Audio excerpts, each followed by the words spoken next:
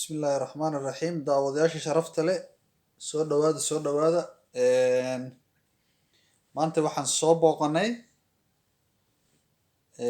meel la yiraahdo veterinary ama isbitaalka xoolaha ama xayawaanka ama yuurka saa hadba u taqaanid. Marka maanta meeshaan waxaan ku arki doonaa xayawaano badan oo kuwa la dhaqdo iyo kuwa aan la dhaqan intaba isugu jira oo xamli ah ama riman oo waqtigii maaragtay dhalmadooda la gaaray.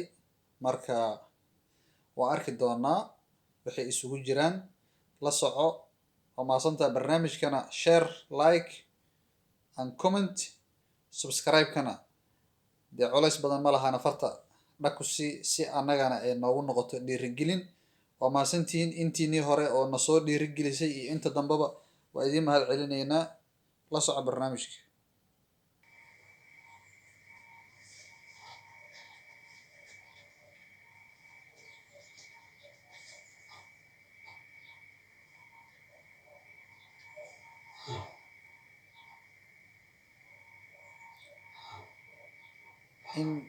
in laga ag hadlo ma ogola, laakiin waxaan isku dayaynaa wax yar inaan codkeena hoos dhigno. Marka wixii hadal waxaan ka dhiganaynaa hadhow aan ka dhiganaynaa gadaal bay noo soo fiirinaysaa.